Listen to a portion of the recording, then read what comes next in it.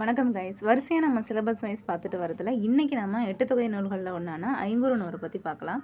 So இன்றைக்கி என்ன பார்க்க போகிறோம் அப்படின்னு பார்த்தீங்கன்னா, ஐங்குறுநூறை பற்றி பேசிக்காக என்னென்ன டீட்டெயில்ஸ்லாம் எக்ஸாமில் கேட்பாங்களோ அது எல்லாமே பார்த்துட்டு, ஸ்கூல் புக்ஸில் வந்து கொடுத்துருக்க பாட்டு ஐங்குறுநூறில் என்ன கொடுத்துருக்காங்களோ அதை விளக்கத்தோடு பார்த்துட்டு, அப்புறம் இது 5 திணையிலையும் வந்து 5 ஆசிரியர்கள் இருப்பாங்க. அந்த ஆசிரியர்களை வந்து ஷார்ட்கட்ஸோடு நம்ம ஓரளவுக்கு பார்த்துடலாம். ஸோ வீடியோக்குள்ளார போவோம்.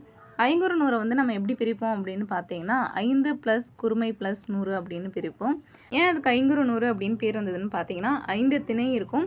அந்த 5 திணையிலையுமே குறுகிய பாடல்கள் 100 இருக்கும். அப்போ அந்த 500 பாடல்களை தான் வந்து நம்ம ஐங்குறுநூறு அப்படின்னு சொல்கிறோம்.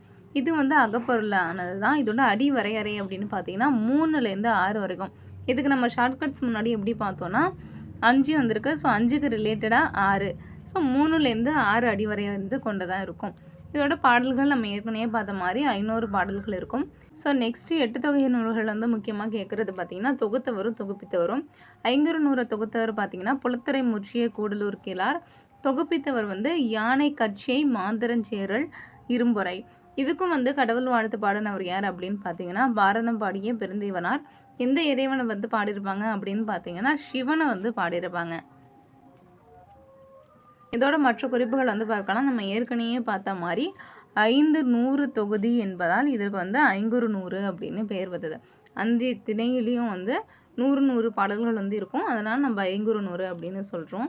இது வந்து 8 தொகை நூல்களில் வந்து எத்தனாவது நூல்னு பார்த்தீங்கன்னா 3வது நூல்களாக வைத்து பாடப்படுறது தான் வந்து ஐங்குறுநூறு. அப்புறம் நம்ம ஏற்கனவே பார்த்த மாதிரி 5 திணை பார்த்தோம். அந்த 5 திணையையுமே வந்து 5 வந்து எழுதியிருப்பாங்க. அந்த 5 புலவர்களோட பேரும் திணையும் வந்து ரொம்ப முக்கியமானது. ஸோ அதை நம்ம ஷார்ட்கட்ஸோட பார்க்கலாம். அதை மெமரியில் வச்சுக்கிறது ரொம்ப இம்பார்ட்டண்ட். ஸோ பார்ப்போம். ஃபஸ்ட்டு நம்ம எல்லாருக்கும் தெரிஞ்சது குறிஞ்சி கபிலர். அடுத்து முல்லைக்கு வந்து பேயனார். நம்ம எப்படி வச்சுக்கலாம்னு பார்த்தீங்கன்னா முல்லை வந்து காடும் சார்ந்தது சொல்லுவோம். ஸோ நைட்டு வந்து காட்டில் வந்து பேய் இருக்கும். ஸோ அதனால் முல்லைக்கு வந்து பேயனார். மருதத்துக்கு வந்து ஓரம்போகியார். இதை நம்ம எப்படி ஞாபகம் வச்சுக்கலாம் அப்படின்னு பார்த்தீங்கன்னா மருதத்தை வந்து வயலும் வயல் சார்ந்ததும் அப்படின்னு நம்ம சொல்லுவோம். ஸோ வயலில் வந்து நம்ம எப்போவுமே ஒரு ஓரமாக தானே நடந்து போவோம். ஸோ மருதத்துக்கு வந்து ஓரம்போகியார். நெய்தல் இதை வந்து நம்ம எப்படி ஞாபகம் வச்சுக்கணும்னா நெய்யிறோம் அப்படின்னு ஞாபகம் வச்சுக்கணும். இப்போ நெய்யறதுக்கு வந்து அந்த 3 பேர் தேவைப்படுறாங்க. ஸோ நெய்தலுக்கு வந்து அம்மூவர். பாலைக்கு பேலன்ஸ் இருக்கிறது ஓதலாந்தையார் ஞாபகம் வச்சுக்கலாம். ஸோ 5 திணைக்கும் 5 ஆசிரியர்கள். ஸோ இது சும்மா நார்மலாக ஜஸ்ட்டு ஒரு பார்த்தோன்னே ஞாபகம் வச்சுக்கிறதுக்கான ஷார்ட்கட்ஸ் தான். நெக்ஸ்ட் நோட்ஸ் என்ன அப்படின்னு பார்த்தீங்கன்னா ஐங்குறுநூறு வந்து முதல்ல பதிப்பித்தவர் யார் அப்படின்னு பார்த்தீங்கன்னா ஊவே சாமிநாத ஐயர். இந்த ஐங்குறுநூறில் இன்னொரு முக்கியமானது இந்திர விழாவை பற்றி கூறுறது எந்த நூல் அப்படின்னு பார்த்தீங்கன்னா ஐங்குறுநூறு தான். இந்திர விழாவை பற்றி கூறும். ஸ்கூல் புக்கில் ஐங்குறுநூறில் வந்த பாடல் அப்படின்னு பார்த்தீங்கன்னா இது வந்து நியூ புக்கில் வந்து பாடலை பார்ப்போம். காயா கொன்றை நெய்தல் முல்லை போவிதழ் தளவோடு பிடவளர்ந்து கவினி பூவணி கொண்டன்றால் புறவே பேரமர்கண்ணி ஆடுகம் விரைந்தே. பாடலை வந்து பார்த்துக்கோங்க. இந்த பாடலை வந்து முல்லை திணையில் வந்து வரும்.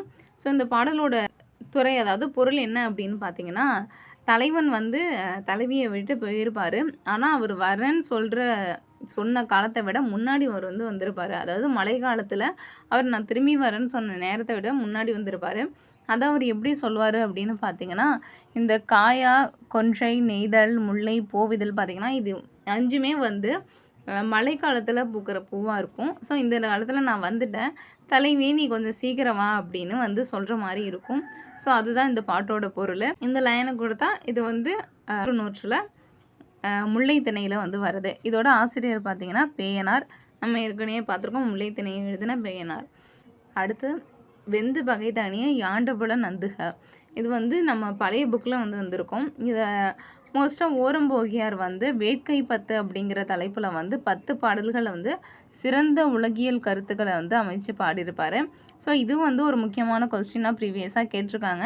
ஸோ ஓரம்போகியார் வந்து எந்த தலைப்பில் எழுதியிருப்பாங்க அப்படின்னு பார்த்தீங்கன்னா வேட்கை 10ங்கிற தலைப்பு. 10 பாடல்களில் உலகியல் கருத்தை வந்து அமைச்சு பாடியிருப்பாங்க. இதே மாதிரி இன்னொரு பாடல்களை வந்து பார்க்கலாம். அந்த மறக்காமல் சேனலை சப்ஸ்கிரைப் பண்ணிக்கோங்க. And thank you guys.